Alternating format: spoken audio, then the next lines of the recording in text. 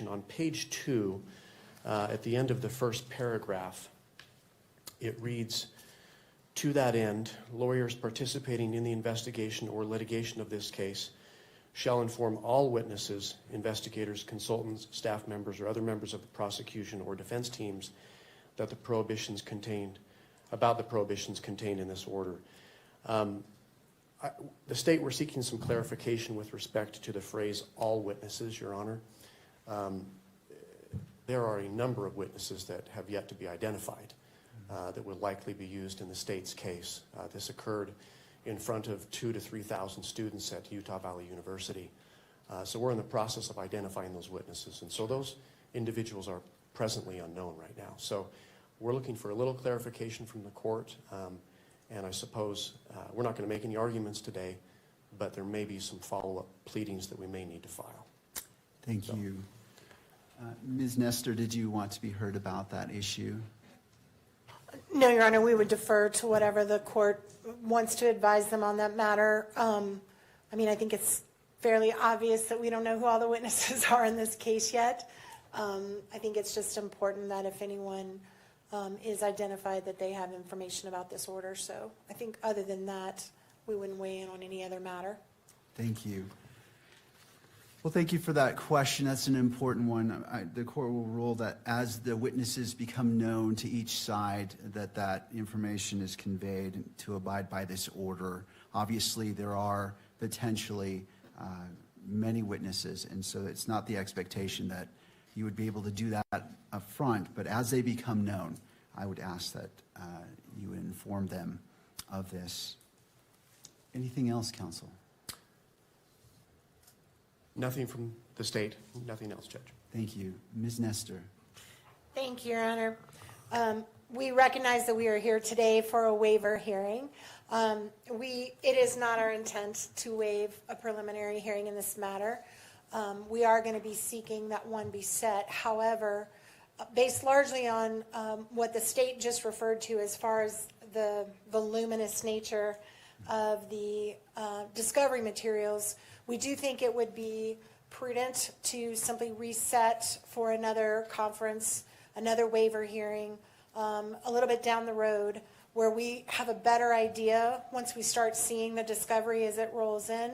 I do recognize we're going to be getting that first batch in 5 days, but it's my understanding from our meeting today that there is massive amounts of digital that is going to be coming, and until we can kind of get our heads around exactly what we're dealing with and how much we need to process, it's going to be difficult for us to give you a reasonable expectation of when we will be ready to do the prelims. So we're asking today that we put that decision off, and maybe we could check in 30 to 60 days and just kind of let the court know where we're at and how much we're looking at and how much time we may need to set a preliminary hearing.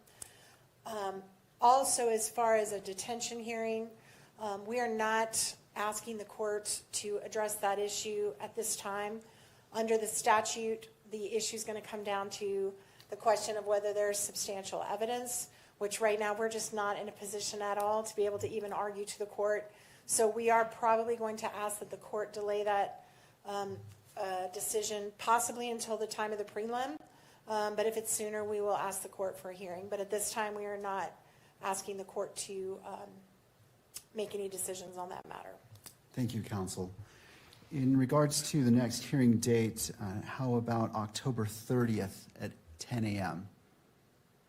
That works for the state, Your Honor. Thank you. All right. That's fine for the defense, Your Honor. All right. Now, as we're at the beginning, anything further from counsel from either side? No, Your Honor. Thank you. No, Your Honor. Thank you. As we are at the beginning of this case, it is my intent to only speak when I'm needed or it is necessary.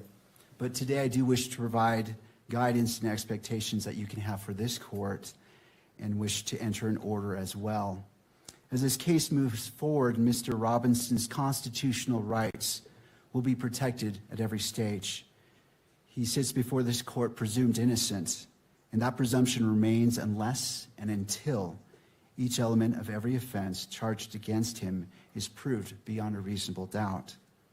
At the same time, and as applicable, victims are entitled under our Constitution to be treated with fairness, respect, and dignity, free from harassment or abuse.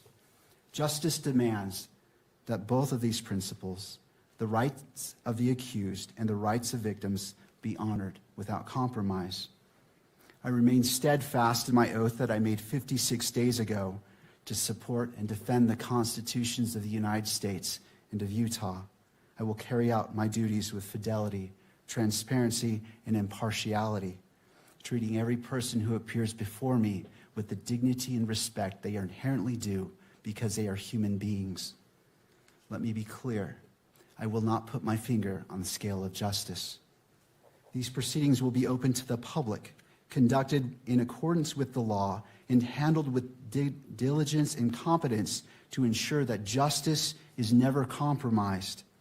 It is the standing order of this court that Mr. Robinson shall be allowed to appear in person so he can fully engage with his attorneys and participate in these legal proceedings. Counsel, regardless of who is watching, whether it is the nation or a single individual, we must fulfill our roles with integrity, civility, and diligence. I encourage each of you to give your very best to this case. Neither Mr. Robinson nor the people of Utah deserve anything less than the fair and impartial administration of justice. In regards to the next hearing, counsel, on that October 30th date at 10 a.m., it's the court's intent that be in person if it be the wish of counsel for the defense for Mr. Robinson to be present. It is, Your Honor. Thank you. Thank you. Counsel, anything else that we can address today? Your Honor, we appreciate the court's comments with respect to Your Honor's role in this case. In like matter, we commit to approach this case with integrity, with professionalism and civility. We are truth seekers. We will aggressively pursue the truth in this case. Thank you. All right, counsel, unless there's anything else here, this court is in recess.